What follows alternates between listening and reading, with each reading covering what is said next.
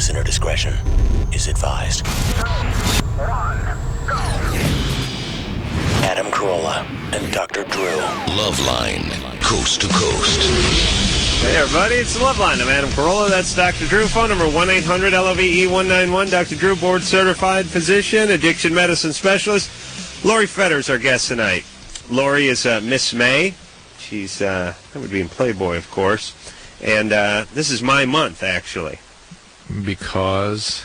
Well, my birthday's in May. Yeah. And there's a lot of, you may not know this, Laurie, because you're not, you weren't ever an adolescent teen male. But guys get in a little competition, like especially when the Playboy calendar would come out. Right. Who's hotter? I see. You pick your month. And then you get into fight wrestling matches over it, fighting. Yeah. Yeah, like, because if your birthday was in November, you'd have to make a strong case of why Miss November was hotter than Miss June if your buddy had his birthday in June. That's how guys are. Yeah. That's why we run things. What's up there, Laurie? So you won the match this year, right? Well, it's just serendipity, really. It's you're here, and it's my birthday. Drew, when is your birthday? September. I want to look at it. And Laurie's very attractive, but I feel weird. What do you think? Can I look through this with you sitting here? Go ahead. I'm used to it. Doesn't bother you? Doesn't bother you? When I first saw it, it totally freaked me out. You missed a page. I think you missed about 2. Well, now I'm going to get upset. It's stuck together.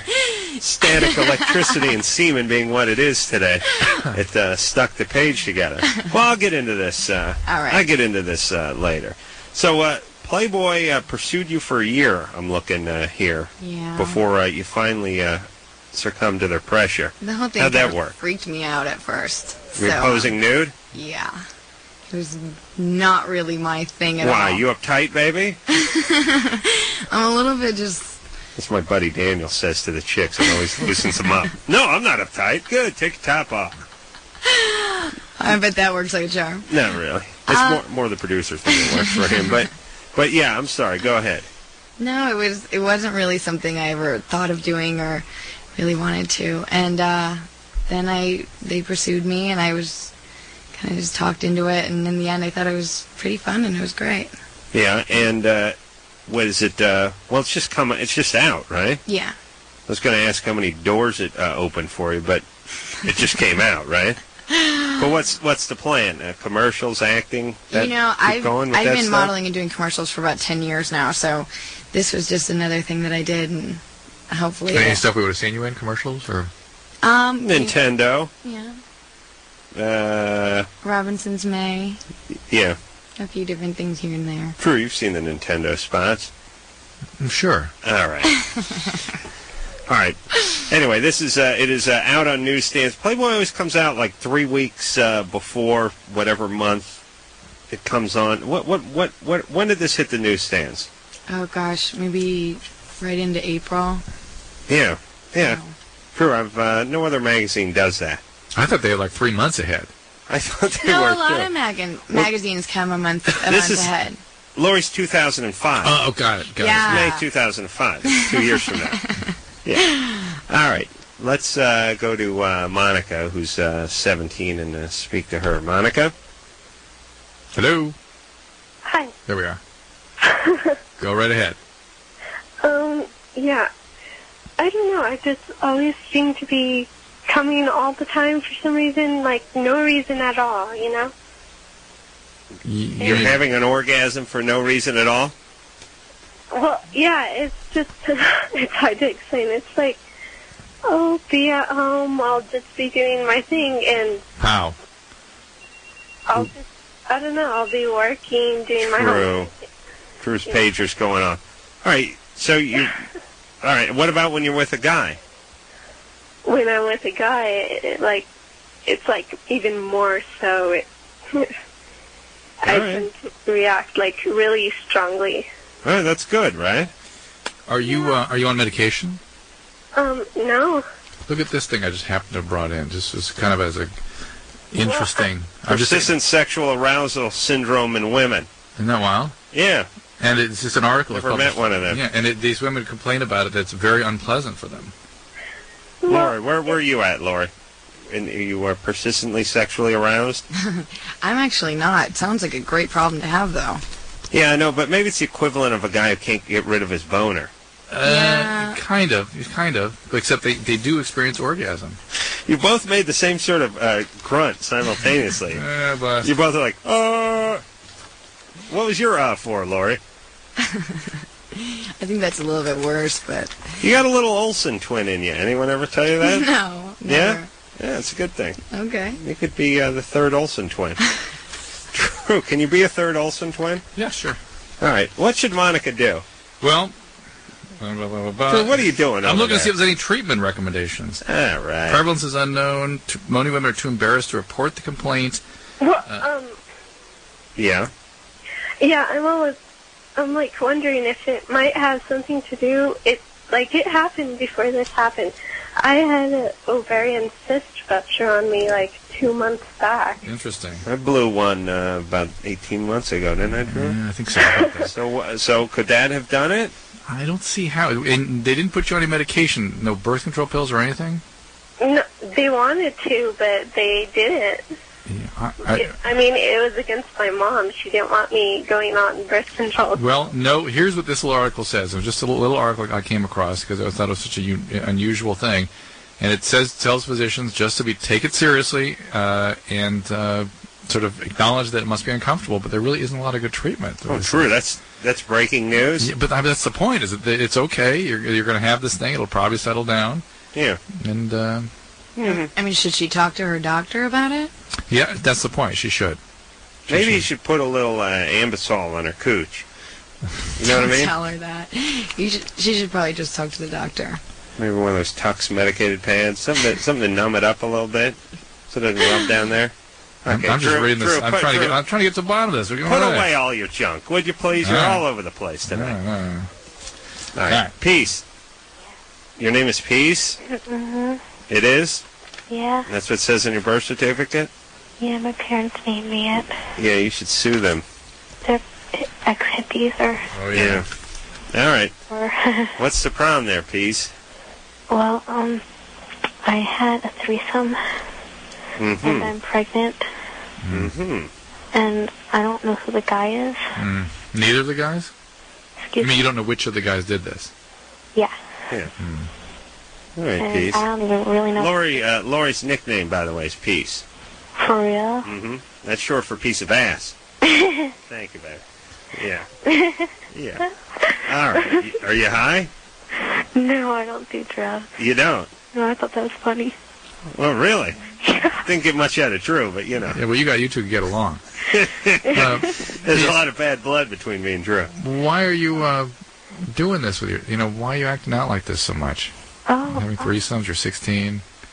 Well, the guy, I wasn't dating him, but he was in my class, and I thought his friend was really hot, and he was saying how he and his friend always dreamed of... Yeah, I know. I'm not saying how did it happen. I'm saying what is it that's making you behave like this right now? But these two guys weren't simultaneously, were they?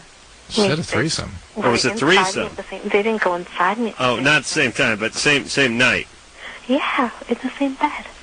Okay, it's the same bed. I understand. You needed that explanation? Yeah. As long as it's the same bed. All right, what is it, Quaalude night? It is Quaalude night. Look, yeah. just go get a DNA test, or go get an abortion, or get two abortions. Either you can. You need to go talk to somebody who can help you make a decision about what you want to do with this pregnancy. If it's such a distressing situation that you don't want to give this up for adoption, you don't want to see this through, there are options for you. I mean, maybe give Planned Parenthood a call. And if you do see the pregnancy through, then at the arrival of the baby, you can get a paternity test done, paternity blood test. And I'm sure these... What? I'm just reading Laurie's bio over here. But keep going.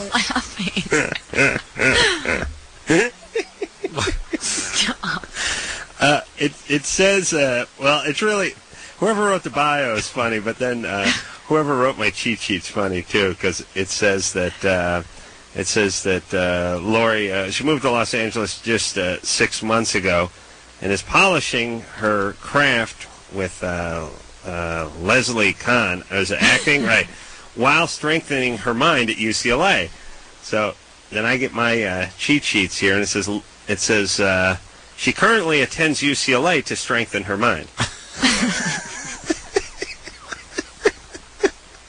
Didn't Didn't you know UCLA gives this course on sit-ups for the brain? Speaking of mind strengthening, where is junior producer Lauren? Coachella. Probably getting into her fourth tab of acid right now in terms of mind strength. She's going to UCLA to strengthen her mind. It's your people's fault for putting this here in the first place. Easy. But there's no way that should have ever been copied, right?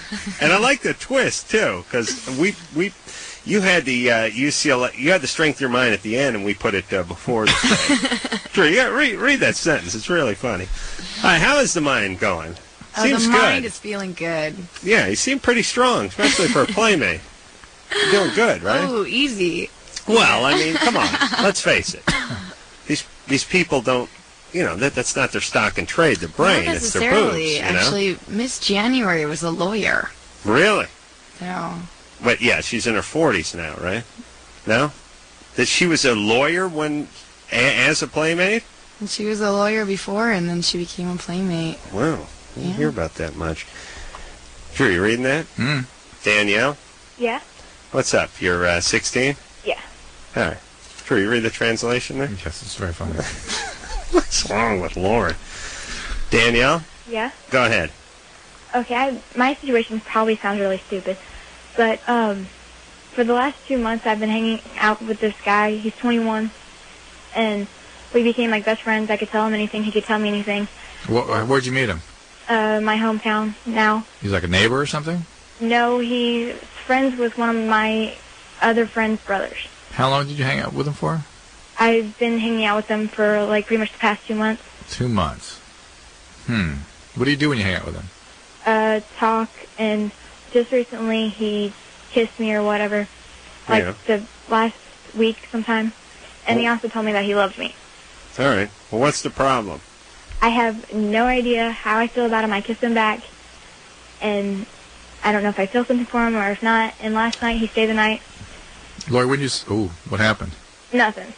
Lori, would you say that's probably doesn't feel anything? The fact that she doesn't know what she feels? Yeah, I mean, if you don't know what you feel, I would just kind of stick with that. I wouldn't tell him something that he wants to hear. Yeah, I haven't said anything to him back. Nor do anything that he wants to do just because. No, I mean, you should stick with your gut on that one and just play this through as we're friends and we like to hang out. Do you even have a gut when you're 16? Stop hanging out with him as much? Yeah. Wait, I'm looking at the screen. It says he's 21? Yeah. All right. It's over, baby. He's too old for you. Yeah, I mean, this could be going somewhere that you don't want to go at this age. He's a creepy guy. Yeah. He is. He may be a decent friend and seemed as such, and maybe even cares Who about the hell even wants to be? When you're 21 as a male, you want to be friends with a 16-year-old girl that you don't want to boink? It's ridiculous. Yeah, I don't trust this man. Yeah. I don't trust him either way. Well, there's a lot of sexual tension. I can feel that. Yeah, well... Yeah, I would get away from that. That's his erection trying to break out of his jeans. Yeah. Oh, God. Look, aren't there guys who are 17, 18 who are interested in you? I just moved to this town about 3 or 4 months ago. You should make some friends at school and... stick with that. Yeah. You know, I was thinking about these playmates. I often think about them. And, you know, a lot of them, I don't know, she just reminded me when she said, I just moved to town. Yeah. Half these totally hot chicks have these sploozer, part spaz, part loser, like the guys who hang out front, probably keying my car right now, trying to get autographs from Laurie. Anyone who does Playboy, anyone in any magazine, those guys, especially beautiful women, they hang out and they want to get the autograph on the thing. But I was like, if you've ever seen, ever see Star 80? No. What is that? Don't know what Star 80 is? No. I don't know what it is. Wow. Drew, how do you not know anything? What is it? No, I'm done with you. I'm just going to tell Laurie what it is. It's the story of the playmate who was killed by a crazy Dorothy Strand. Oh, okay. Yeah. I thought they would give you a whole Star 80 speech when he got into Playboy. Didn't tell anything about boyfriend snuffing you or anything like that? Wasn't Story, like, was it the movie they made about that? I mean, what's like the real story? If Oh, you said Dorothy Stratton, I would have known what you were talking about. All right. Well, I've seen the Each Hollywood Story. The story's about how it was. I mean, she had this boyfriend who was this controlling idiot, and he basically ended up killing her. But here's what I'm saying. A lot of these chicks have these goofball boyfriends at first when they're like 16 or 17 until they realize they're hot. Yeah. See what I'm saying? Yeah. They all have this. They all have this. Anna Nicole Smith had this goofy boyfriend. They all have these goofy. Even like Britney Spears and stuff have these goofy hometown boyfriends. Well, what are you going to do? You're 16. You're 17. You haven't quite blossomed yet, and you're living in some crapville town, working at a chicken place. You know. Right. Anyway, you got to watch out for these guys. That's what I'm saying. Do you have one of those guys, Laurie? From when I was 16 and 17, did I have one of those guys? When you're 16 and 17, yes. You don't really think of them as like some... That's a yes. You don't think of them that way. That's a yes. That's a yes. John, now you only date producers, right? Yes, that's a yes. John? All right. Wait. John? Why do we have to... It's Quaalude night. I know, but why do we have to wait so you can say John? You don't say it forcefully enough. John. Wait! John. Drew thinks he can put his kid glove over his tongue and do it somehow. Chris? Yeah. What's up? Alright. I've been with my girlfriend for like 6 years. Mm-hmm. And our sex life was really good in the beginning. Throughout the course of the relationship, though, it started to taper off. Yeah. And then we split up like last year for like 3 months. And then when we got back together, the intimacy level never was quite what it was before we broke up. What do you think, Laurie? I think that this is your typical I'm in a relationship and I'm getting comfortable, so the sex life is going to go downhill. Yeah, but to the point where it was just like once or twice a month now. Well, if it's once or twice a month, maybe you guys have to rethink why you're together. Well, this is why she's with him. Or why she's with you. Her. I mean, this could be she really cares about you and she likes you and this is great, but, maybe she just likes you as a friend now. We're kind of past She loves that you, whole... Chris. She's just not in love with you. Yeah, I think we might have fallen out there. Because, I mean, I just asked her, just be honest, I'd be happy for her because I just wanted to, if she's not going to be happy with me, I want her to be happy with someone else. No, don't lay that on her. Now you're just locking the door is what you're doing. Girls don't go for that. That's a guilt trip of all time. Yeah. Just listen. You need the facts so you can make some decisions. That's all. Her happiness or not be damned. You need to know what the reality is. Chris is getting the idea that she's fallen out of love with him. Yeah, but he gives her that. I know. It's pathetic. I want you to be happy. Well, listen, it's noble, but it's retarded at the same time. It's no-tarded. No-barded, but tarded. What? It's trying to take noble Are you and on Vicodin retard, tonight? I'm trying to keep a goddamn show going during Quaalude night. It is Quaalude night. Drew, you spent the first 10 minutes thumbing through your pages of these magazines of JAMA that you tore out. That threw you off. I'm Just sorry. Come on, I do brought a radio another article show. for you. Get going. Let's go. I was worried about the page. I got to answer. Chris. Yes. Okay, if you stay with her, you try to hump her. If she wants to break up with you, let her do it. You don't have to open that door. I think he needs to at least find out what's going on there, and if she wants, don't give her that.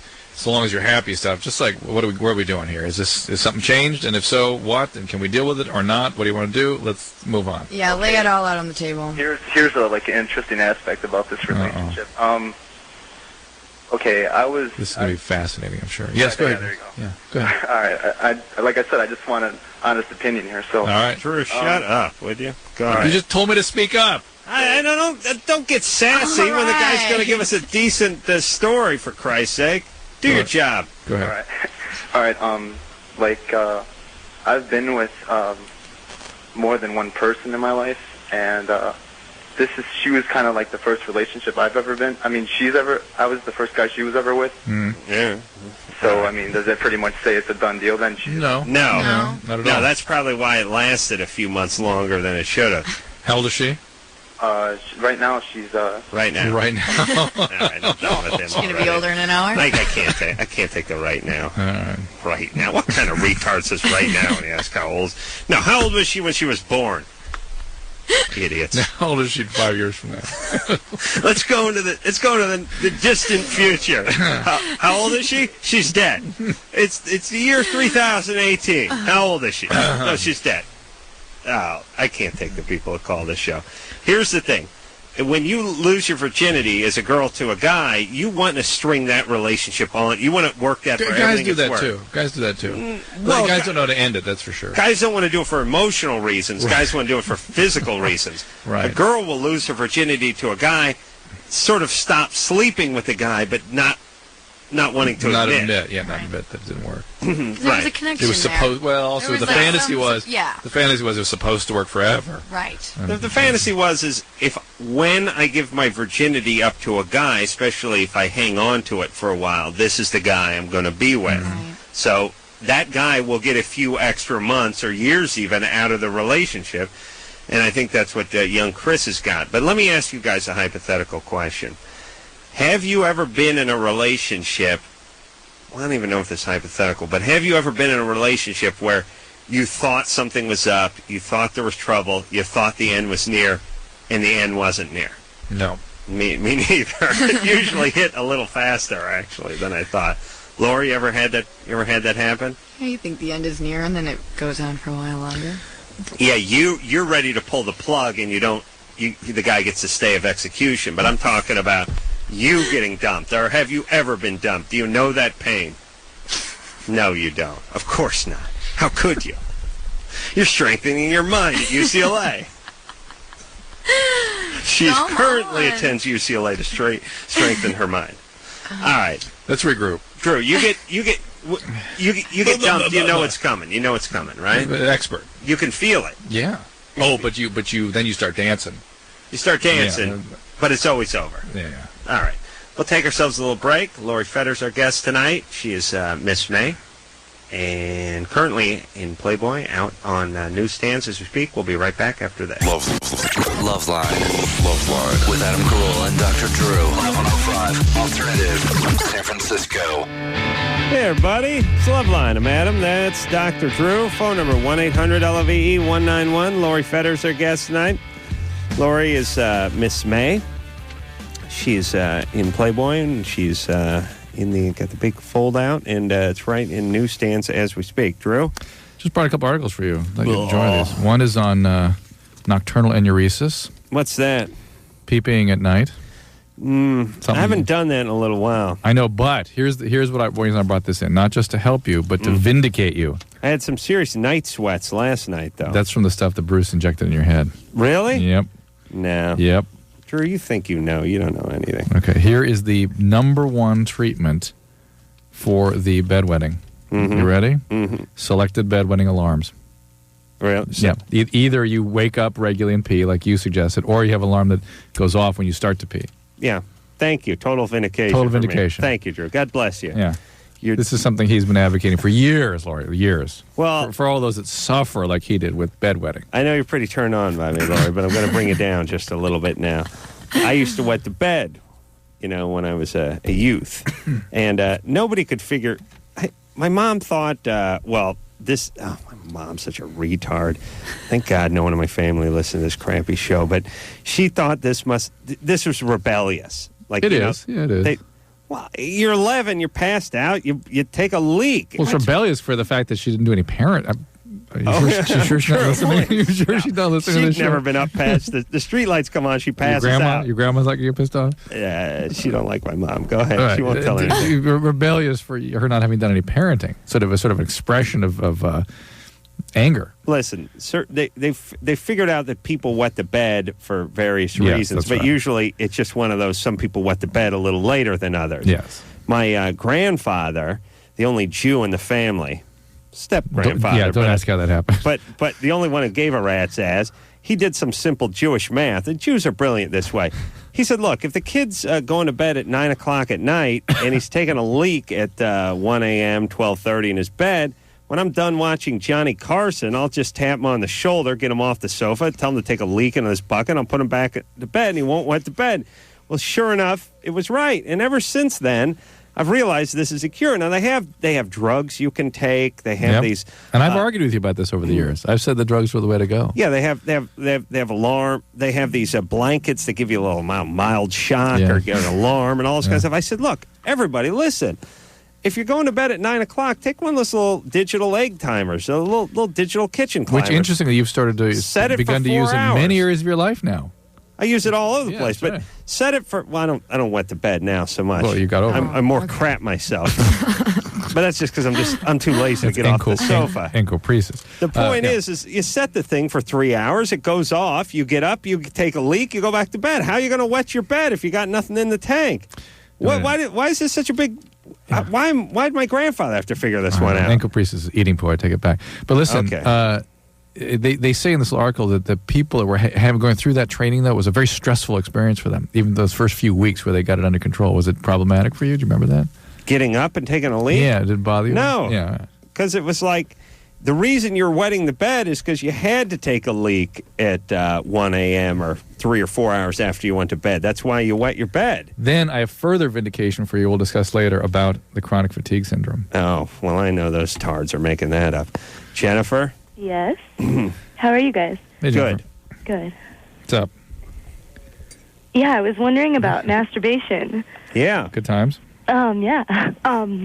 Yeah, I'm doing a persuasive speech tomorrow in my communications class, and discussing the benefits of it. Benefits. Yeah, so I've come across a whole bunch of benefits, but I was wondering maybe what you guys thought were the major benefits. And then I also have another little side question I came across in my reading. It was just talking about older people and how you can continue to masturbate all throughout your life. And I was wondering, are the orgasms that you get when you are 75 plus just as good or better? Let's answer her first question. We'll get to her second one. Okay. The second one's easier, frankly. All right, go ahead. That men, it kind of fades sort of slowly over time, but they can still have some pretty good orgasms. Women, it changes a lot over time, particularly with menopause. They can have sort of unsatisfying or partial, and particularly when they're going through menopause and through all those hormonal and biological changes. Usually people find a place where things are pretty good most of their life. So is there a way to kind of keep it going good? Yeah, just keep well, doing it? It's not just the masturbation, right? It's the hormonal context in which that goes on. So there's discussions about keeping men on, there's menopause, keeping men on testosterone until later in life. And certainly women on estrogens and progesterones, that can help it. Estrogen and testosterone creams sometimes in the vaginal, these things, they'll help maintain the physiology of that area. What do you do with the cream? Where do you put it? As you would say, in the coos. That's really? Yeah. In the... Yeah. Do tell. Jennifer? There's other creams. There's also transdermal creams and things. But what kind of school you is this junior college? Oh, no, I'm at Humboldt State University. It's funny because, you sound intelligent, so it didn't sound junior college-y, but the topic was definitely junior college driven. But Humboldt sort of takes care of both of them. Yeah. It's this college on That's sort of a junior. Everyone is so high they don't know that Humboldt is a junior college. Oh, I see. That's what I'm saying. All right. So you want to know what about masturbation? What now? are the benefits? Yeah, the benefits mainly. Well, I know about a whole bunch of them already, but I was just wondering what you guys had. It's different for men and women. I think you should talk about it differently for the different sexes. Well, Laurie, what do you think the benefits of masturbation are for women? It makes you smile a lot. Yeah. Satisfying. Yeah. You don't need your man around all the time. Yeah, I've basically got all those ones down. Jennifer's like, yeah. Jennifer's like, I gotta tell you. Jennifer wants some new angles. I'm an advocate. Yeah. What about all the water it wastes in the tub? Electricity, batteries. Electricity. Yeah. You're supporting the economy. Well, that's true. Yeah. Oh, that's true. How about that it helps women, before they're sort of figuring out how they function, helps them learn that. Yeah. And for men, it might maintain testosterone levels if you're not overdoing it. It sort of, for men, having a certain modicum of sexual activity maintains their testosterone levels. They kind of drop off if they're not having enough. Okay. They'll drop off if they're having too much. And, domestic violence goes down, and then this stuff goes down. You're kidding? Are you really kidding? No, I mean, because look at it this way. We'll tell you a story about the windbreaker. Okay. And the masturbatory. Listen, I've known a few guys who've tried to go a few weeks. I got working with a guy named Rick right now who's going for 28 days. Why? Because Jimmy said to give him $1,000. So how does he know that he's not doing it on the? Yeah, smart guy. Because we're gentlemen. Also, you could see the evidence. Any man who would enter into a masturbatorial bed is a gentleman. What if he has a nocturnal emission? Does that restart the clock? Does that count? I think that counts as a slip up, and no sex, no sex either, by the way. But he's edgy as all hell, this guy, and everything's starting to look good to him. Yeah. You know, guys and raccoons, any orifice, any opening, knot holes, they all starting to look good to Rick now. So, how old is Rick? Well, Rick's a little bit older. He's probably like 42. Oh, good times. Yeah, so you couldn't do this at 18. At 18. Couldn't do it. No. He'd kill somebody. Yeah, you would. Well, that's what I'm talking about. Well, they say domestic violence goes up during the Super Bowl. Guys watching a lot of violence. Drinking. Yeah, drinking. This is the opposite of that. This sort of takes the edge off. Yeah, it does. Yeah, it's like, oh, I'll rape tomorrow. Let's see. What other you benefits? procrastinate about things like rape. What other benefits? That's enough. That's enough. I'm not writing her whole goddamn paper for her, Drew. She's been on the air for 5 minutes now. Robin? Hello? You're 18? Yeah. What's up? Hi. Hey.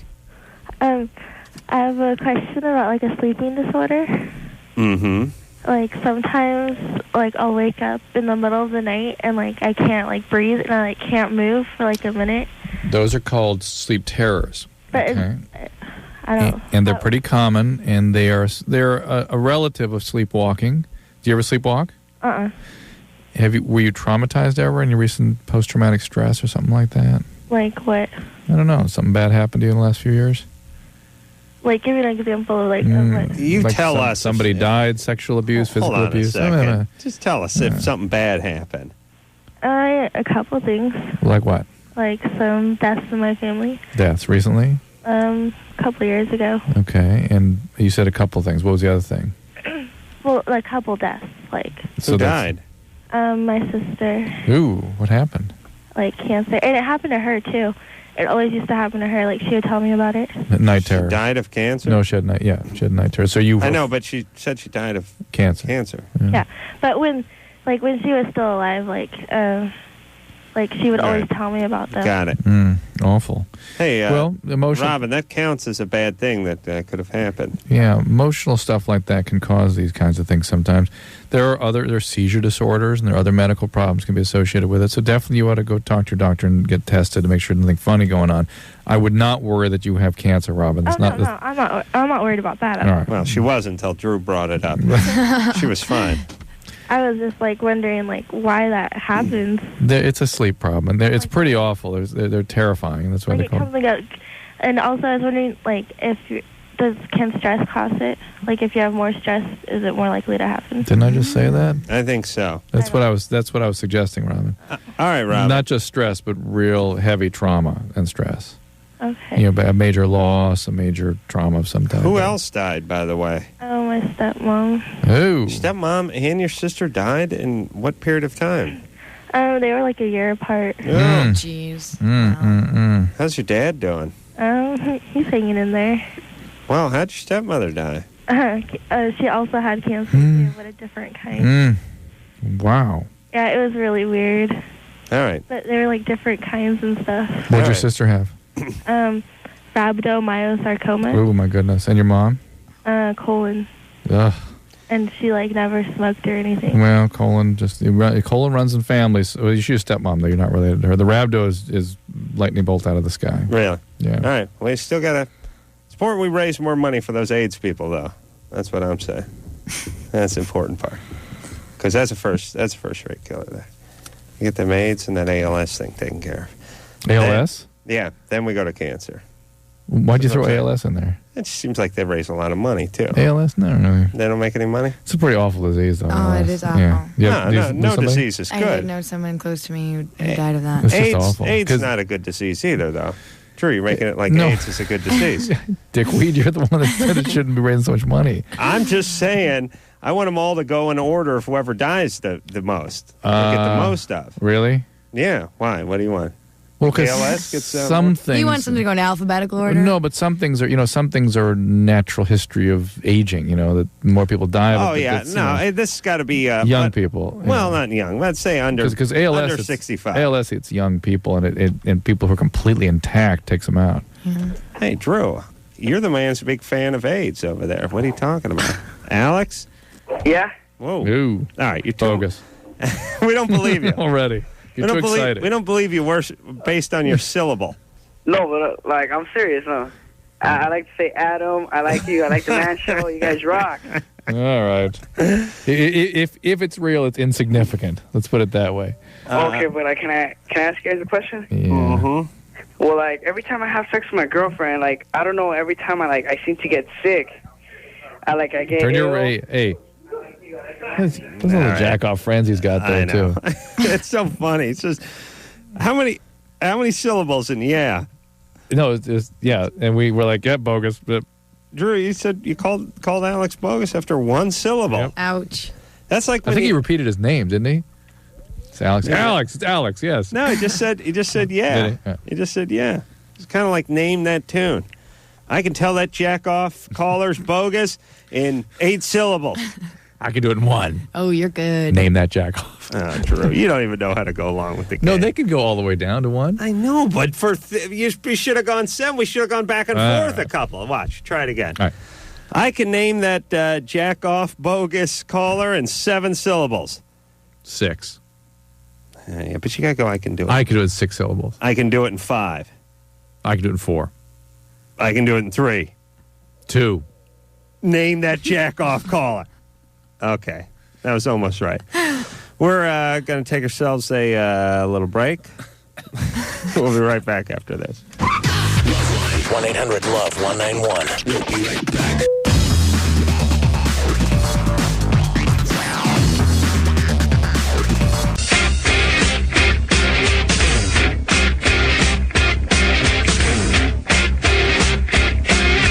Hey, everybody, it's LoveLine. I'm Adam. That's Dr. Drew. Phone number 1-800-LOVE-191. Laurie Fetter's our guest tonight. She is Miss May out on newsstands as we speak, and the Donnas are going to be in here tomorrow night. So we'll talk to those gals. Laura? Hi. You're 18? This is a Yes, chance I am. for you, Adam, to impress Laurie. Mm-hmm. Laura. I know, Laura. What's the question? Okay. My question is, I remember, Adam, you saying that you were a ceramics major in high school. Yeah. Is that right?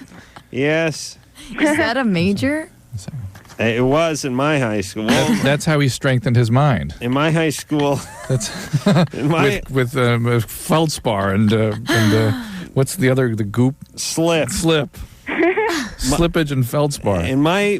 When I was in high school, they had us at some point in our senior year declare a major. We had to declare a major. In high school? Senior year? Yeah, everyone else wants to know why, and I have no idea. I didn't take the SATs. I never even took algebra. I never took anything. I took ceramic classes. The only class I wasn't failing was ceramics, so I declared that my major. Then I had to take 2 ceramic classes the next semester. Yeah, it's good times there, Laura. Well, And it served me well. It served me well. The LA Unified School District had me raring to go. I mean, by the time I graduated high school, I was in prime shape for cleaning carpets. Hey, I think you're a genius, Adam. Yeah, I am. That's the point. Jackasses. I should sue all of them. Millionaire, right? Literally a millionaire and literally a genius. But go ahead. Well, I have an exam on Tuesday. I was just hoping you could give me some expertise on You have an exam in Ceramics, yeah. ceramics class? material science. What does that mean? It's like ceramics, polymers. Polymers, Adam. That was before your time. We didn't have things that small. They had weathered feldspar, and that was The it. smallest thing we had was jujubes when I was in high school. They didn't have all this DNA and all these cells and Nylon. polymers. No They nylon. didn't have that. No. So what? You like plastics and ceramics? You're taking a test in? Yeah. No, you're Fine. not. What are you talking about? Yes, I am. What class is it for? Material science. No, I'm an engineering student. All right. Lord, he was a ceramic. He Ceramic. threw pots. What question you want to know about a slab pot, a coil pot, pinch pot? Whatever you got. I just want to impress the professor. Tell them, Oh, my God. Called the wrong kid. yeah, wear something tight. All right. You women with your schooling, strengthening your mind. Please. Yeah, ceramics major. They had to know that wasn't going to pay great dividends. They didn't care. No, that was just warehousing. They needed to get you through. It was just warehousing over there. Ridiculous. Ceramics major. Meanwhile, no geography, for instance. Had no idea. You should see the geography of my kids. I didn't know Cleveland was in Ohio. I thought Cleveland was a state, like when I was in high school. My kids had to come up with every sea and bay in the world. It's like 150 of them. Yeah, crazy. I know Santa Monica and Van Nuys. And I know I'm trying to think of a sea. Got like a Caspian and a Sultan. Megan. Hey, Megan. Yeah. You're 15? Yeah. What's up? Yeah.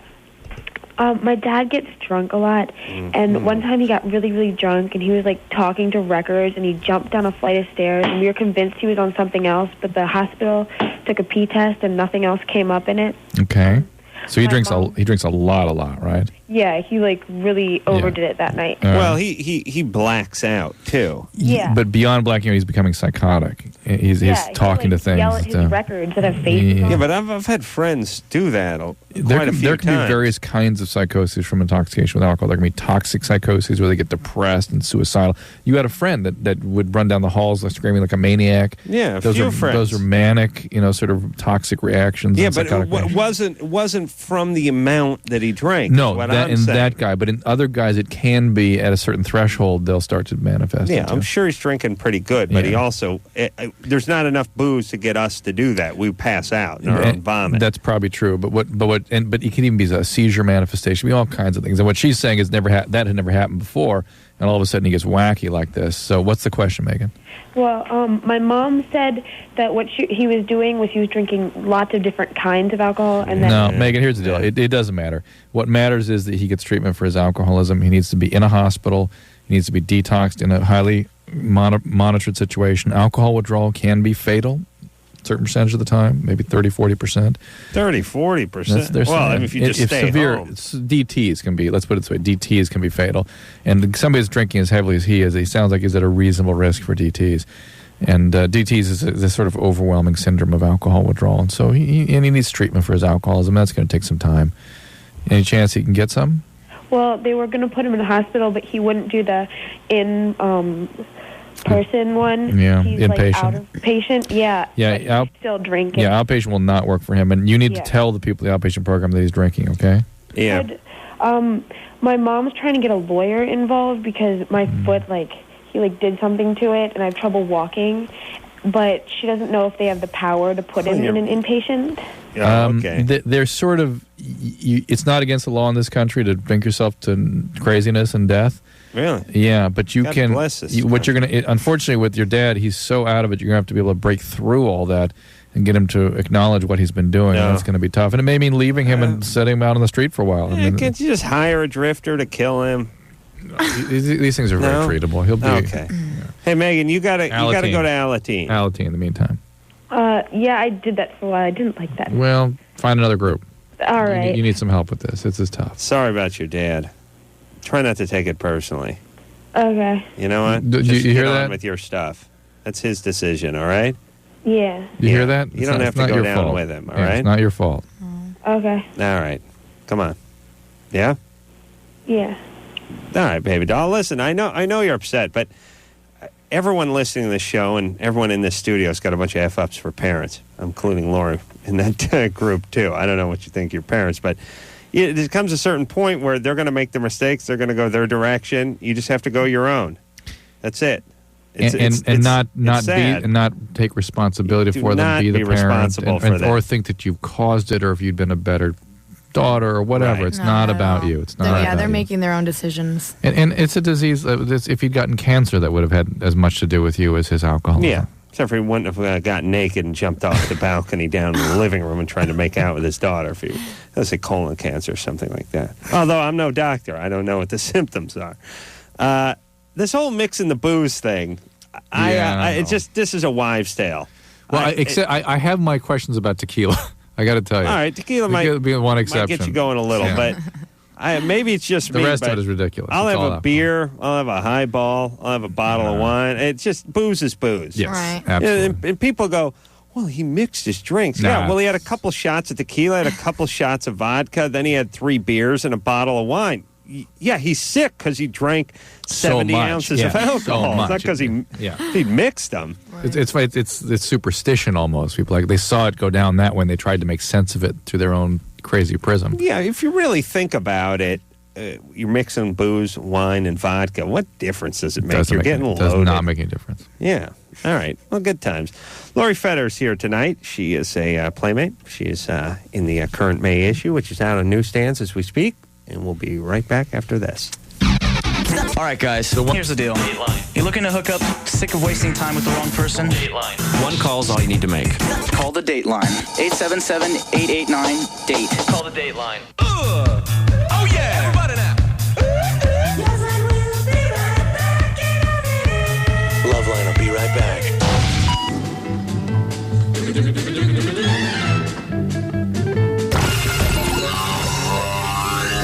LoveLine with Adam Carolla and Dr. Drew. Call LoveLine at 1-800-LOVE-191. Live 105. Alternative. San Francisco.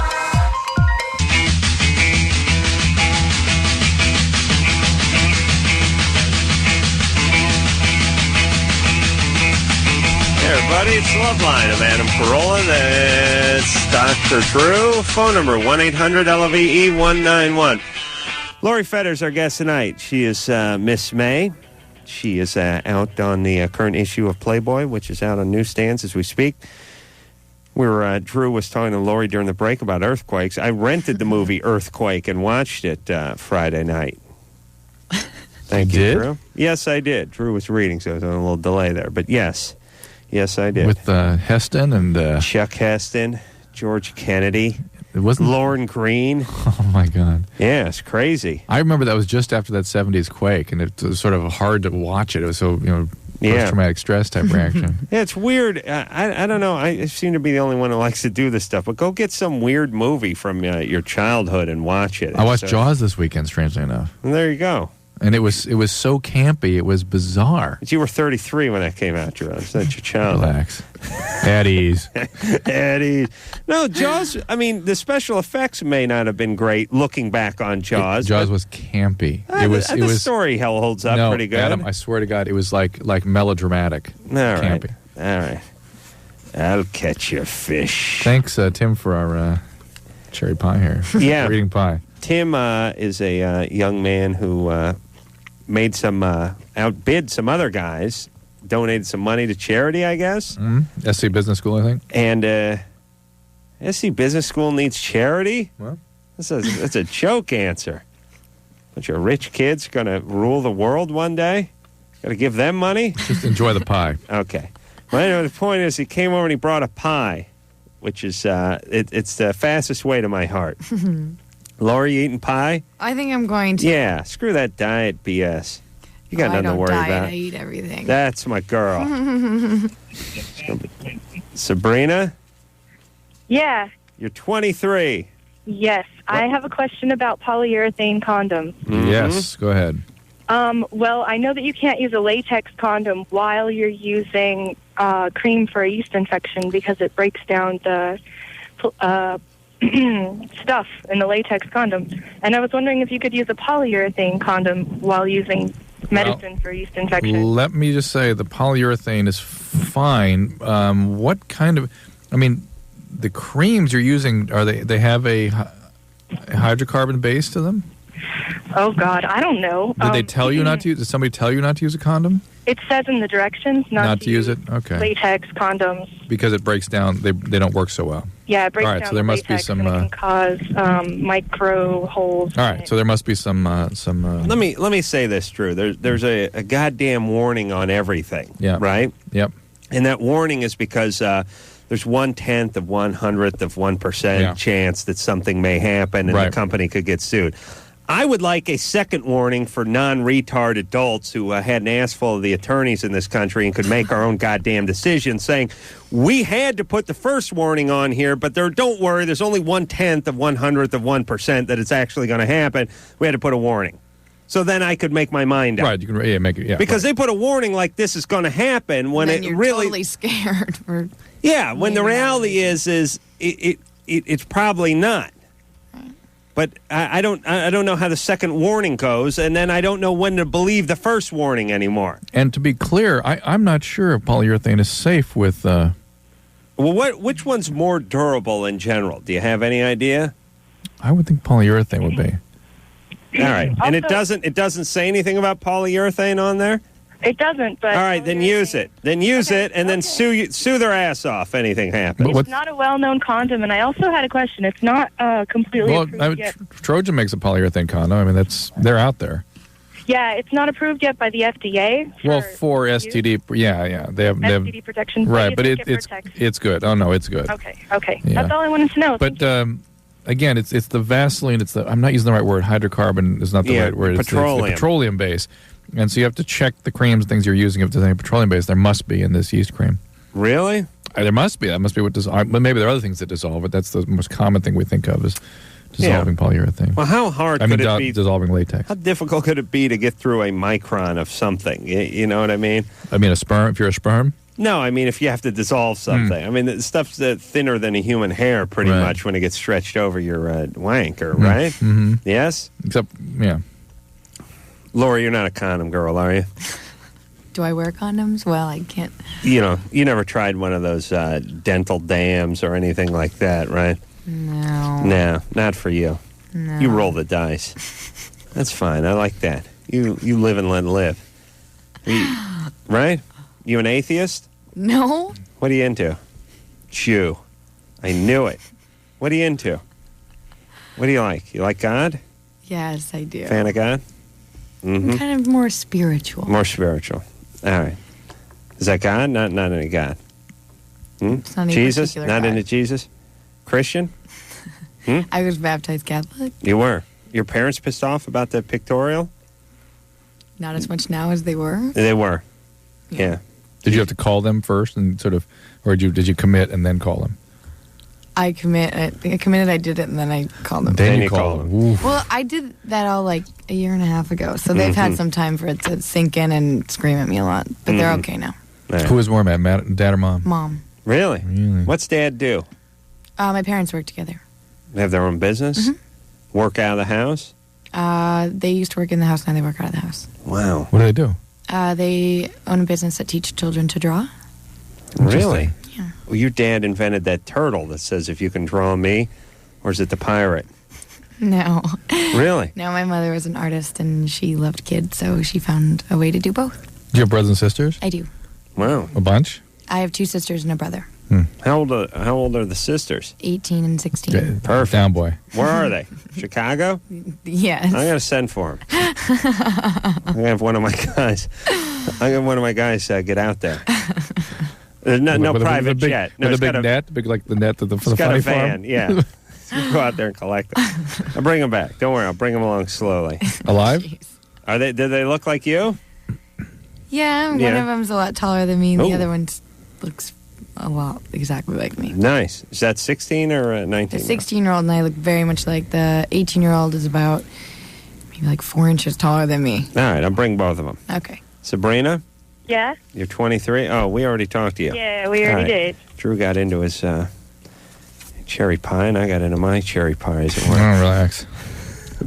Rochelle, Yeah. you're 16? Yeah. What's up? I've been having a lot of trouble sleeping. My friend was killed on March 31st. What happened? He was murdered. Oh my gosh, I'm sorry. I was there like about 5 minutes after it happened.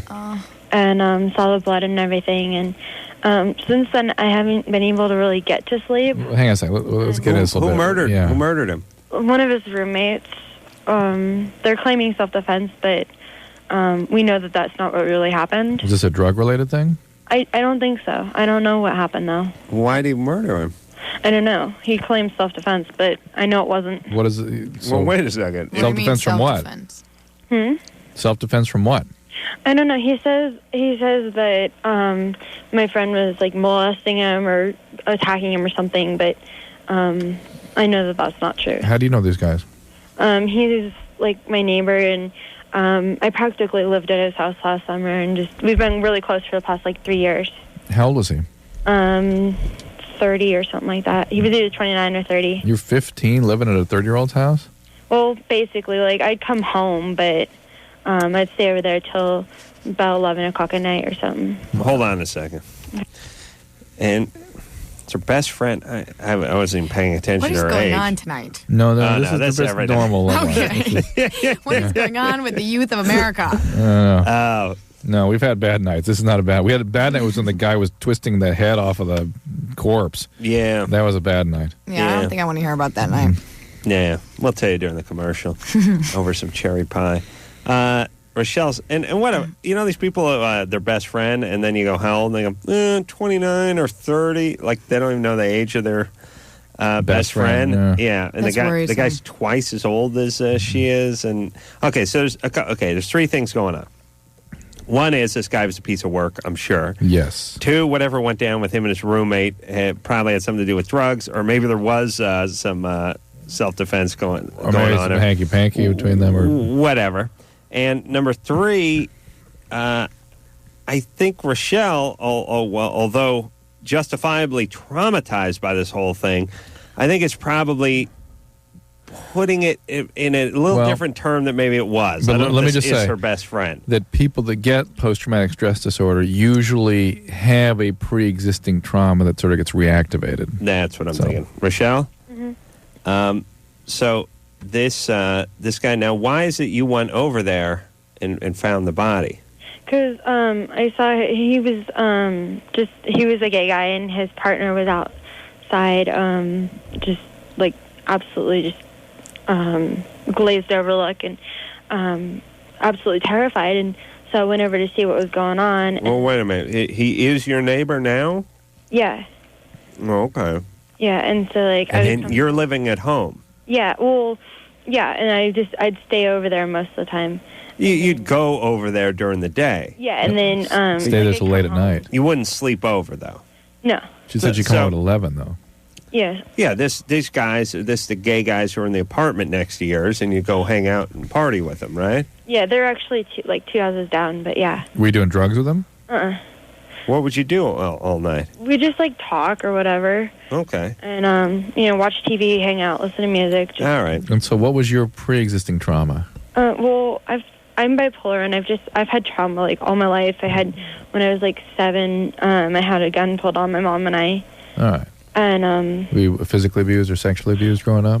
yeah, people claim that like people deny it and stuff, and But- nobody will do anything about it. So But you think that happened to you?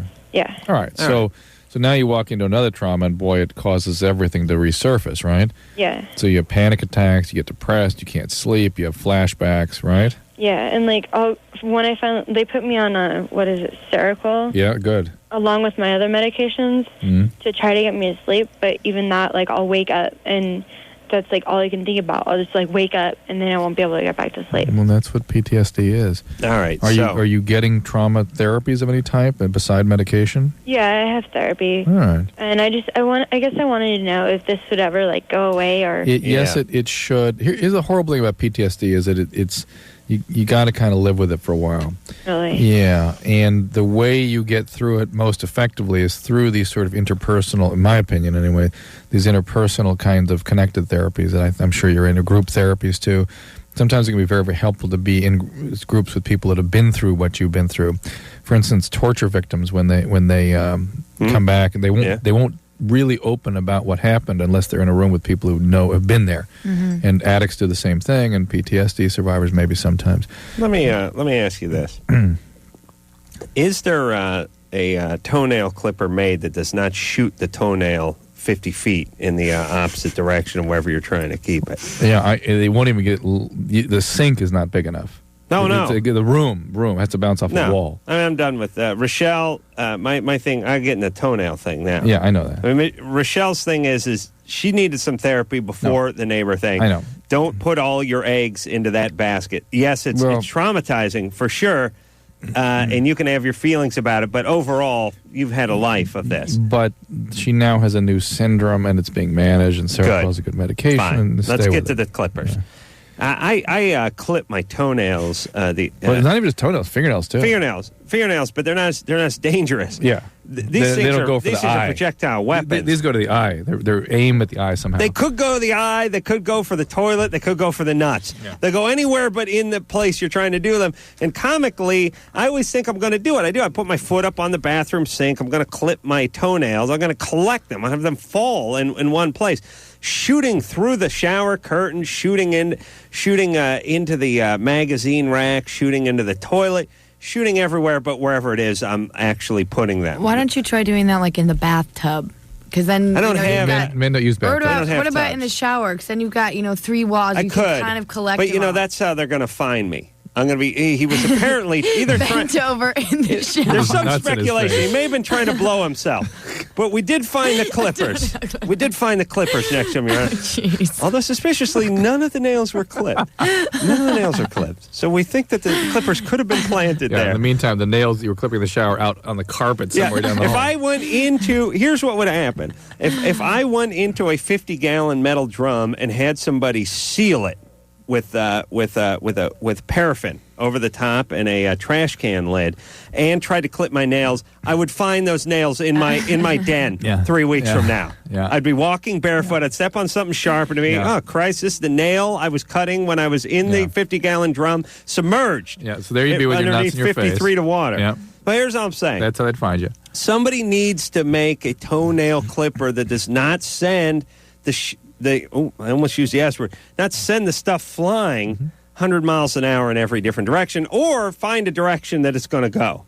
And let's do it. Or maybe a little collection bag, like a ride-along lawnmower. Like put a bag over your foot with the toenail. No, not over the foot. I want to put it over the foot. With No. the thing How can I see? I can't see. He wants a lawnmower. It could be like a see-through one. Yeah, but now my foot's getting all sweaty. But you're collecting the toenails, and they're not in your den. I want the bag hooked up to the clipper. With a vacuum could device. be. A vacuum that sucks them in. No, that's too expensive. Just a catch thing. Just a toenail clipper that knows the direction that the toenail's going and catches it in this little bag. Then once every 6 months, you empty it out. You should invent that. I'm working on that. Now everybody else knows about it. Don't worry. Our Stone listeners, they couldn't pee in their pants if their pants were on fire. They couldn't get that kind of initiative going. Megan? Yeah. You're 16? Yeah. You know anything about a toenail clipper? No. See? Isn't this the third Megan we've had tonight? Seems like we've had too many Megans. What's up, Megan? Okay, I just had a baby about 3.5 months ago. Right on schedule. What's up? And I did the normal bleeding and I stopped, and then I had my regular period, and then I stopped that, and then my next period started, and then it stopped. And then ever since then, I've been bleeding about every week, and I'd stop for like 2 days, and then I'd start bleeding again. Did they give you the Depo-Provera shot by any chance? No, I'm on orthocycline. And did they try changing you? Huh? Have they tried changing the pill type? They put me on orthotricycline at first, and they changed me to orthocycline. You should change again. Mm-hmm. You had experiences? Yes. With orthocycline? With a few different ones, and I reacted differently to all of them. You should switch again until you find one that fits you correctly, and it will go away. Okay. Did they talk, one caveat though, did they talk about doing it at DNC?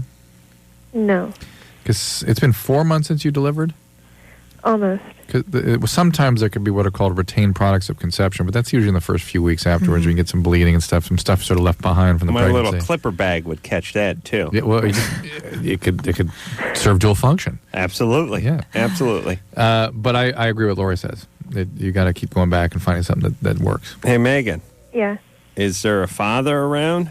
No. For all I care, he can die. He can die? Shock. Yeah. Shock. Our callers? Is he doing What? I put my daughter up for adoption. Oh, I want a statue erected in your honor. We're going to send you out a windbreaker. Megan, that's very courageous. Did it find a good home? Yeah, I still get to see her like every 2 weeks, and the adoptive parents are amazing. That's good. Megan, God bless you. How's the 2-week deal worked out? It's an open adoption. It's new. Not a whole lot of people know of it. Did you set it up as visitation every 2 weeks? Yeah, it's kind of something we both worked. That's how me and the adoptive parents both worked on it. they're allowed to decide how they want to do it, whether it's a Yeah. picture that they send I know, every but 6 hold on a months or- second. I got to talk behind Megan's Look, hey, back. but first of all, just It's a good thing. yes, It's a thank good you. thing. Thank It's a you. good thing. Thank you. Now, the open adoption thing, I don't agree with, but I don't think that the new parents work that out. I think that becomes a term. Oh, absolutely. That they have to comply with. There's sort of a negotiation, a That casual just negotiation. It just seems like something that would just get harder and harder as Yes. time goes by Yep. for both Yep. parties. I agree. For everyone involved. I think the way to do it is to get a letter and an update every 6 months or something. I mean, even that, but I mean, it's just like I feel like you put it up for adoption and you do that, and then that's it. I mean, you made that choice, and whether it's something you made a choice when you're young, I think it's healthier for the child and for everybody else involved. Maybe for you just to stay out of it. After most of the reason, I hate to bust Megan's chops, but most of the reason it is healthier for the child is because the people that are now going to raise your child are more equipped and more qualified to do it. Exactly. And your presence is sort of a confusing presence, I would think. I mean, it doesn't. I don't think it's the kiss of death. I just dispute the part where the adoptive parents try to work it out. I think they're working it out because they don't have a choice. Right. I'm curious though, Megan. Yeah. Do the how does it work with the new parents? Do they want this? Yeah, they went to my doctor's appointments with me while I was still pregnant. The adoptive mother was in the delivery room when I had her. Right. But I mean, they want the child, but do they want you? Yeah, they want me to be known. They want her to know me. I can see some parents. There's a book I want y'all to read. It's called The Open Adoption Experience. I haven't even read our book. I got to be honest with you. Yes, I wrote a book and haven't gotten around to it yet. I will vouch for that. So I'm not going to read In fact, this one. even when we wrote it, you didn't write it. You sort of dictated it to me. Right. So there you go. Thank you. Megan, look, I agree with you. No one knows. The fact is, it's fine what you're doing. Look, we don't know whether it's better or worse, or might be couple specific, and it's fine. Don't worry. You did the right thing. You did the right thing. Hopefully, this will be something that will work for the 3 or 4 of you, and that'll be fine. Do you think you get any money from it? You can't sell your kid, can you? Oh my gosh. Well, you can sell.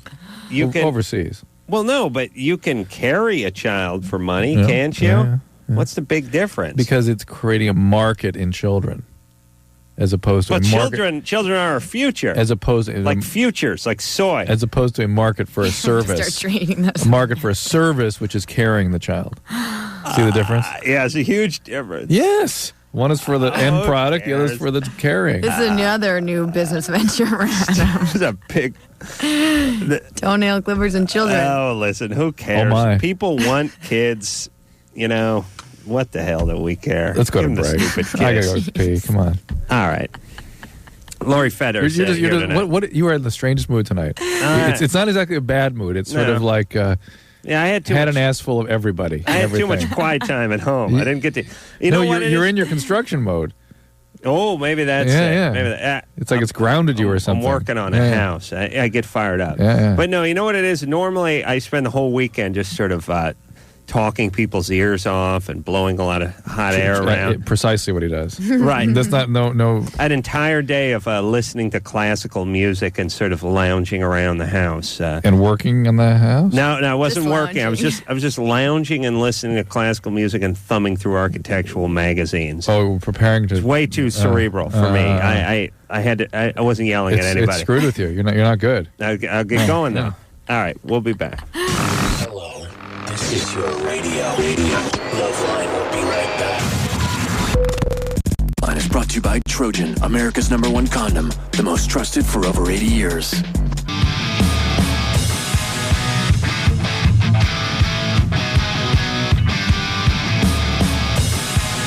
Hey everybody, it's LoveLine. I'm Adam. That's Dr. Drew. Phone number 1-800-LOVE-191. The Donnas are going to be in here tomorrow night. You know the Donnas, right, Drew? Yeah, I do actually. You do. I saw them at TRL once. They're that sassy chick band. Doing pretty well, huh? I think they are. Yeah, I think I big saw them deal. on Saturday Night Live. Yeah. Well, Laurie Fetter's our You guest all right? tonight. Throw up there? You okay? I'm all right. Can you not do that before you say my name? I'll do it afterwards. Laurie Fetter's our guest tonight. She is Miss May. Oh. My birthday's in May, so that makes her the hottest Yeah. But Yeah. I'm just thinking about how Out on newsstands as we speak. You going to do some videos and stuff? You got to do some videos, right? I mean, for Playboy. I did my one You video. did your one. That's the contractually obligated one video, and that's it, huh? No more? I know the next question out of Adam's mouth. Where's that video? No. What'd they pay you? No, that's part of the deal. But you usually ask about pay right around this point in the conversation. Oh, well, I think Playmates get the same amount. Oh, do they? I think they get a lump, right? It's all the same for everybody, isn't it? Will they move it around? Like if there's someone they really want? If there's someone they really want. Well, I mean, a as Playmate. No. Playmates. For a Playmate, like, that's it. What is it? Is it like $25,000 or something? Yeah. Am I right? Mm-hmm. Wow, that's pretty good. Yeah. And We've never had a straight answer on that either before. Really? Well, usually I'm honest. people get all weird about money, and especially if they do Playboy, they get weird about it. The girls do because not the Playmates, because the Playmates are like, hey, we wanted to do this.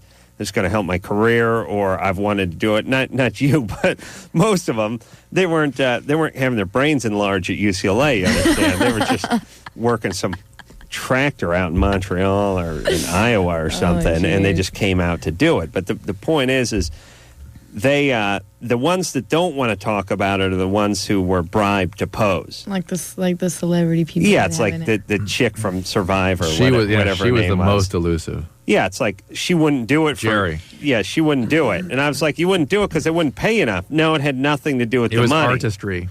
Please, crazy broad. Our career's going. And I said to Jerry from Survivor, I said, listen, you can negotiate, but at a certain point, the window's going to close because there's going to be a new batch of chicks coming out on Survivor. So it's good to negotiate. Did she do it, or who did it? She did it, but Adam said that to her. Get your money, but don't drag it on too long because they won't want you. Right. And she goes, oh, this is not to do with Survivor. I mean, I was working before this. She's like so incredibly obnoxious and high that she thought they wanted Jerry, the actress, who happened to be in Survivor. Yeah. I feel bad for her. And it was also... You would, except for you don't have to talk to her for 2 hours. I would love to do the study on what happens to people after reality television. Oh, cool. Did you ever see this? Did you see The Surreal Life? Yeah. Yeah, but that's after reality. I love that show. Yeah. I saw Vince Neil. That was hilarious. I saw Vince Neil in Vegas. Well, we had Corey on the show. Remember, Corey felt That's true too. Yeah. Did he cry? No. He had a almost similar make him cry? he had a very similar vibe about him as it pertained to his career and why he was on Surreal Life. Remember? He had no idea that they were going to be ambushed. He thought it was a sort of an outrage. It was even worse. Adam goes, well, Jimmy and I had a great idea. We want to do something called Has-Been House. And he reacted like, Has-Been? What are you talking about? These people all have active careers. Remember that? Yeah. But his thing is we as celebrities were asked to come on to do this show, just like as if Brad Pitt signed on to do CSI. And then all of a sudden, ambushed with these crazy cameras. And it's like, listen, they got together a bunch of screwballs who weren't doing anything. Yeah. Anyway, I haven't been doing anything. Although Vince Neil, great guy, very nice guy. They're all nice. Listen, Corey's a good guy. Great guy, great guy. Salt of the earth, great guy. Truth's right. No, not bad people. Can you say that with a little bit of a nicer tone in your voice? I've known better people. You need to work on that tone of voice. Not a bad person. Not evil. I'll give you that. He's been through a lot. Yeah. He's been through a lot. Yeah. Through a lot. All right, well, I'll shed a tear and let's move on. Yeah. Allison? Yes. You're 24? Hi. Yeah. Sorry? Yeah. Lori only seems sort of, Lori's just sort of tolerating. Mixed feelings, about me, but mixed feelings about her playmate-ism. Yes. So it's like you feel like, it wasn't a bad move, but you would have lived if you didn't do it too, right? Oh, yeah. Yeah. All right, well, what's the big deal? Is Mom and Dad. Mom and Dad pissed off? No, it was just, it's a personal thing of like, okay, that's something I did, but that's not at all who I am. Right. And it's hard because you kind of get grouped with that group of like Right. You want to be doing harder core stuff, right? Well, that was my dream. Right. She's saying more anal, and this is just frontal stuff. No, this is not girl. It's not three-way stuff. No money shots. No. I hear you. Enough said. You've made your point. Oh my God. She's made her point. It's above and beyond. I hope her folks are listening. Oh no. This does go to Chicago. Dad, the point was made. Allison. Oh my. Hi. Allison, you're 24. Has it helped? Oh, you don't know yet. You don't, because May is just upon us, right? Yeah. It's Did it do what you intended it to do? a little bit, yeah. Yeah. All right. Made 25 grand. Allison. Yes, hi. All right. What's up? Sorry about that. Well, first of all, I have a solution for your toenail clipper. Yeah. I actually have one that has a receptacle on the end of one of the handles that catches all the clippings. It's hard. His eyes just lit up. No, you don't.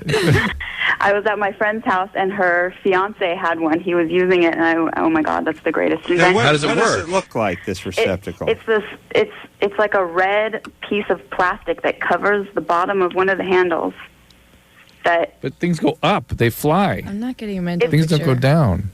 Okay, you know those, they're like, I don't know how to describe it. It's like a V-shaped nail clipper. Yeah. Okay, so the plastic is covering one of the sides, whichever one it is.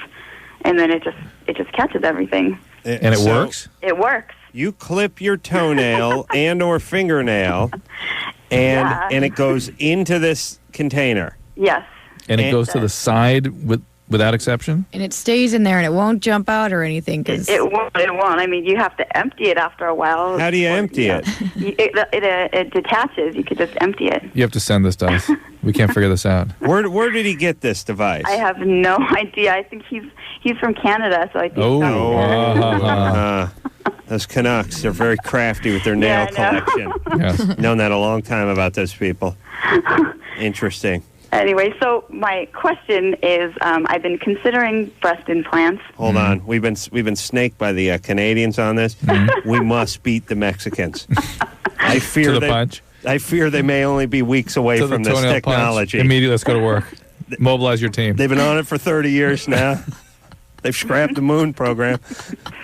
We got to beat them, Drew. It's a matter of pride. We got to get that girl back in the line who is a materials engineer. Right. All right, Allison, go ahead. Okay, so I've been considering breast implants, but my fear is that I think I'm allergic to plastic, and that is what the bags are made out of, right? Now, what makes you think you're allergic to plastic? Well, I don't know if they came out with these things for girls for their periods, I guess. They're called Instead. Yep. Those cups. Yeah. That's what they're made out of, right? Plastic. Yeah. Wait a minute, that may be my idea. I'll modify one of those Instead cups and put it on the side of my clippers.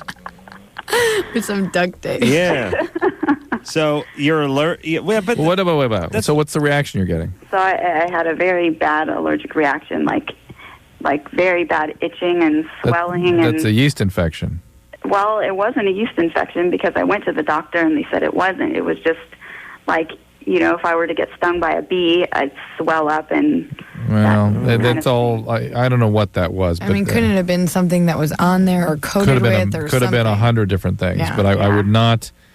plastic is inert for the most part. And also, everything in your I don't want to sound like a commercial, in but... your world, your car... Yeah, your steering wheel's got plastic on it. So unless your hands are swollen up. Remote control in your TV. Well, your toothbrush, for God's sakes. Well, but I had if it's like in my body for long periods of time, like I had a belly button ring that was plastic that I didn't take to that very well either. Yeah, but those well, first of all, that's the most one of the more common areas to have a rejection. You have a plastic belly button ring? And there would be some metal. It was some nickel in there, right? No. The whole thing was plastic. It was clear plastic. The whole hoop was plastic. Acrylic. Yeah. That'd be acrylic, though, right? Yeah, acrylic. All right, well, that's not... It's different. Okay. And still, that's a common area to have rejection, regardless of what the And what about the sack for the bag? We're back to the toenail clipper? No, I'm back to the breast implant. Oh, yeah. What is that? Inert. It's plastic. I don't know what it is. Okay. It's inert. That's not... No. People react to... They all leak a little bit of the silicone or saline, whatever, and that's what people react to. Right. So she'd probably be all right with this. Yeah. Why is she going to do this? Why are you going to do it? I don't know. I think they're nice, and I would like to have bigger ones. All right. Where are you? Where am I? No, I mean, what's your size now? I'm a small 34B. Small B. So how big would you like to be? C. C. Oh, see, now that's good. Now there's a reasonable girl. That actually is right what there. most women go to for a breast implant. That's so good. Yeah. No, wait. Let me see if Laurie has real ones or not. I got to check this. Looks real. Nice. Looks like a good, solid, real C. Yes. Yeah, they're a good, solid, real D. Are they real D? Yeah. They don't look that big. I mean, you know. Why don't you hold it a little bit closer to your face? You'll get a better look at it. No, I mean, I'm a boob guy. That's not a big D, is it? When I took those pictures, they were probably about a pretty big D, and I've lost a lot of weight since then. So. Oh, really? They're probably about a good D, maybe full C right now. Nice. All right. Well, Drew, look at this. Well, thank you. Oh, Thank Drew's you a very much. doctor. Drew's a doctor. Drew, what do you think? I think it looks the picture looks like a full solid C to me. Well, do you want to go bra shopping with me? 'Cause Yes. Yes. Use some help. Yes, you like to go I can underpants prove my shopping with point. me? I Love got some to. points I'd like to make. Well, maybe you could finally get your question answered about the whole system of how bras are sized. I can teach you. Do you know about this? Yeah. I mean, well, No, he answer me means- this. Answer me. They go A, B, C, D, double D. Right. Now, I'm saying if I'm coming up for like with the alphabet, I don't go A, B, C, D, D, E, E, F, F, F. Why the double? Why not just go from D to E like human beings? Do you know what I'm saying? Like human beings? Yeah, like Like you a go smart 1, 2, 3, 4, Smart 4, 4, 5, 6, 7, 7, 7. What kind of retarded approach to sizing is this? You don't count like that? No human being does. I don't know You don't about know. that. I really don't. And Maybe nobody it's to knows. make those women with double D breasts feel like they're not wearing They're still in bras the and they're D. still in that. Yeah, but then double D ends up having a connotation that's, it just means huge cans. You know? Really, that picture's that's a big D. Yeah. I might get some use out of this after all, just from a psychological standpoint. Nice. All right, this is good times. Laurie Fetter's our guest tonight. She's double D. At least a full D cup. Which the pictures really they look full C. Look full C. I hope they're D. We're gonna have to get a few God girls in here knows. for you to compare. Please. Well, that's a nice sized breast, but it doesn't look like a humongo breast. It just looks like a nice full C. I'll ask some of the guys. I'll take it out on the street. See what guys think. We'll take a quick break. We'll be back. Yeah. LoveLine, back in a minute.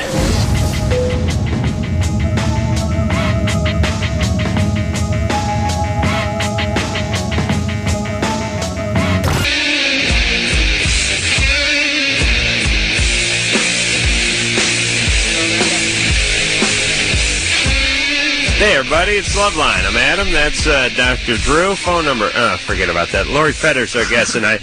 She's playmate of May, which is out on newsstands as we speak. She's getting more and more bitter about this playmate thing as the night wears on. She's apparently had her brain strengthened. You're gonna wear that joke out to the end, huh? Just for the people who've tuned in more recently, you have to understand that I have a little bio sheet that is written by Junior. She's added about 12 juniors tonight. Just with the commentary on the sheet. Producer Lauren, and one of the beats is she currently attends UCLA to strengthen her mind. So that's what we've been having fun with tonight. All right. To strengthen her It's doing really well, by the way. Yeah. All right. Corey, Yeah, you're 18? yeah, I am. What's up? Well, I have a question about heroin. Mm-hmm. It weakens your mind. Yes, it does. Yeah. And it sucks. Yeah. And I take it about every other day, if not daily. All right. That's every day. How do you take Are you it? smoking it or shooting it? I shoot it. All right. All right. Well, So turn I off- shoot it. turn Well, off the last radio. night I shot it between my toes. Mm-hmm. I know my teeth started hurting and stuff, and I was just wondering what the side effects are for it. Well, Adam loves it when I answer this one with, well, you can die. Yeah, that's one of the side effects. And the real problem with heroin, there's two big issues with heroin, obviously. I put him on hold because he didn't turn his radio down, so you can talk to him. One is that it causes perhaps the most horrific form of addiction. It's very difficult to get off of because of the chronic changes in the brain. The feeling you are left with when you try to come off is almost intolerable. Not the withdrawal, but the residual effects on your brain. It's just the drives have been, your brain has been captured by this drug, quite literally. The issue that you're dealing with right now, though, is the route in which you're giving yourself the drug can kill you easily. Injecting drugs into your vein is a profoundly dangerous behavior. How do you inject it between your toes? Probably found a vein in there and just stuck it in. That just sounds like it hurts. I've never seen any veins between my toes. You should check it out. He may have ended up just intramuscular. I mean, they don't always get it intravenous. During some of my R&D sessions, when I'm developing my clipper with the basket on it, I'm going to check for those veins. In the toes. It wouldn't be surprised if he gave himself an abscess or something down there in the foot or some what's called cellulitis. Infection can go to the heart. You can cause kidney failure. Some of the talc is caught in your lungs. I mean, the medical complications are just, the list is endless. But people die of this disease. It's unusual to see 30 when you're shooting at 18. Really? All right, but you skip 30 and go right 31, right? Yeah, you just don't see 30. You go 29, you don't see 30. Next thing you know, you're 31. Good no big deal. What the hell was I doing when I was 30? That wasn't a great year for me. A couple of roommates living in La Crescenta, driving an old Toyota. Think about that. I could have done okay. 30. I could have missed 30. 30. 31 was good, though. Was it? That's when I met Drew. That's when I found you. Yeah, that's when Drew discovered me. You, I mean. Discovered me. I was hard at work in my basement lab, working on the heated sofa. And listen, let me say this. Let me say this about my heated sofa. I'm now at the point where I don't want money for this. I just want some jackass to invent it so I can buy one. Why don't you just get Jimmy and his buddies on it? They'll make you a custom. They laugh at me. They laugh at me for these ideas. Wow. It's just like they laughed at Da Vinci. I'm not sure if they did, actually. They didn't laugh at him, did they? Yeah. Okay, there you go. Walked an alligator, walked backwards, wrote backwards everywhere. That's right. Goofball. All right. Nathan? Yeah. What's up? A question for Laurie. Here she is. You that the Playboy was courting you. I was wondering what they did to kind of convince you, what finally tipped the scales.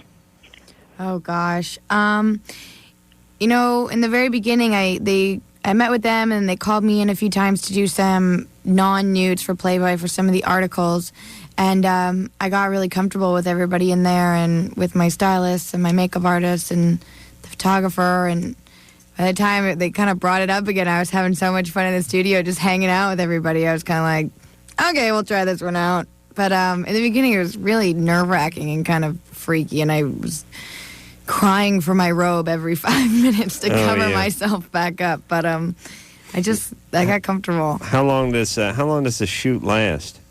Oh gosh, it depends. You know, shooting your centerfold lasts at least a week.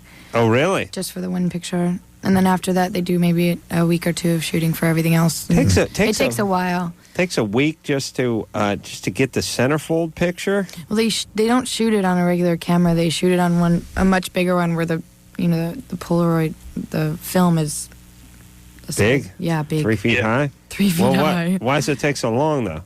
Because getting focus on those cameras is much more difficult, and they just want it to be perfect. You got to do what I do with the photographers, Drew. What's my policy? Yell at them. Yeah, but I tell them this: Yeah. If you can't take a good goddamn picture, I give you 5 shots. If you can't get a good one, you're no good. You're not a photographer. Yeah, a retarded chimp could shoot 70 rolls of film and get a decent shot. You know, they shoot so much film, and it's just like amazing how much film they shoot, and then they use like they use nothing.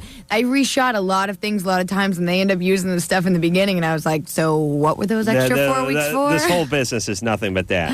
And we should just yell at people. Look, really and truly, 5 Drew, pictures, the best pictures of you, how long do they ever take? 5 minutes. Yeah. Less. Yeah. Your best pictures are always just candid shots your buddies took at some party or something. Look, you're not a photographer if you got to go through 80 rolls of film, are you? No. Aren't we all photographers? I couldn't get a good shot of somebody. I get a good shot of Rosie O'Donnell. You give me 80 rolls of film. No, you're a good photographer. They give you 5 shots. That's all you get. Make one of them worth printing. I'll try that next time. I just remember the first experience. I didn't know anything about this stuff until we did that TV show, and you and I had to do that huge shoot that one day. Remember Yeah. that? And we started screaming at everybody. Well, because they wanted me to hold a giant phone up and stuff and do all this retarded stuff. History was not kind, as you predicted, to that day. Yeah, that was horrible. But no, I think the last time we did shoots, we just told them you got 5 minutes. Yeah, it works fine. They do. They feel pressured and they do it. Stephanie? Yeah. Which one? Watch. Laurie, get naked right now. Watch this. 5 minutes, Drew. 5 minutes. In my mind, I will take a Pulitzer winning shot of a naked Laurie. In my mind's eye. And you'll have to trust me. Watch. Go ahead. Try it. Okay, make it 10 minutes. But go ahead. Ready? Start the clock, Drew. Start counting. No, 1 Mississippi. 2 Mississippi. No. Excuse me. 1 Mississippi. 2 Mississippi. No. 1 Mississippi. 1 Mississippi. 2 Mississippi. All right, 10. Now do that. 10 minutes. 3 Mississippi 600 times. Laurie, disrobe. Ready? Go. Here we go. Is this like a race? Yeah. What are you at? You'd be at like 3.5 Mississippi 5 by now. Mississippi. Oh, 5. All right. Stephanie? Yes. You're 21? Yes. How many Mississippis is that, Drew? 12 Mississippi. No, I mean if you're 21. Oh. Got to be hundreds. What's up, Stephanie? Well, my sex drive has gone down like a lot, and I'm wondering if there's anything I can do to... Are you on medication? No. I take birth control. Well, that can change it. What are you taking? I'm taking Trinorno. And has it gone down since you started the pill? No, I've been taking the pill for years. Okay. And you didn't switch to that brand recently? No. You think it's the guy? No, I'm very attracted to him. Have you been depressed? No, I have anxiety. Well, that can be a manifestation of depression. You sound depressed, I got to tell you. Well, I'm trying to be quiet. I'm at work. Yeah, well... Where do you work? In Phoenix. I don't wanna... Anytime you're calling, anytime you're work at midnight's a bad sign. Well, I'm kind of behind on my work, and she's standing I have to balance for payroll tomorrow. So. All right. Oh, Jesus Christ, that sucks. But Stephanie, certainly your moods, your work, going to change this, right? And you're having a lot of anxiety lately. No, actually, it's gotten better lately. Is the thing. I've had anxiety for quite a while, and it's gotten worse the past few years. But it seems to be getting better since I've been with this guy. He helps me deal with issues. It seems. Like what kind of issues? Well, I don't know. I don't know why I have anxiety. Well, actually, I watched my best friend die of cancer because I was his caretaker, and then my uncle died of cancer also. Boy, it's cancer night. It's 2 for cancer night. Blah, blah, blah. 2 for cancer. Blah, blah, blah. And September coming up. Blah, maybe blah, we can start with Stephanie tomorrow night. We're out of time, and we don't have time. You have to figure this out a little more, Stephanie. Certainly it warrants a medical evaluation just to make sure it's not something causing all this. I still might change the birth control pill just to see if it makes a difference. And then I'll talk to her some more tomorrow night if we can. Yeah, go talk to her during the commercial. All right. Come on, Drew. All right, well, sure. Okay, all right. we'll do. Give me and Laurie some time together. Oh, yeah, that's right. Here it is. Bottom line, it sucks being single today. Tons of lame people and no decent prospects. Call the Dateline. Call the Dateline. Call the Dateline. 1-877-889-DATE. LoveLine. LoveLine will be right back. So get your problems ready. Ready.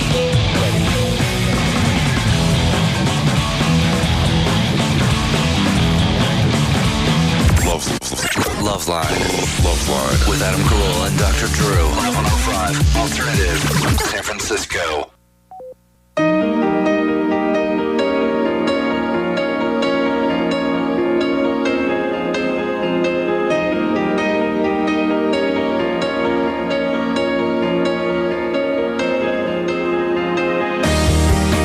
Well, that's it.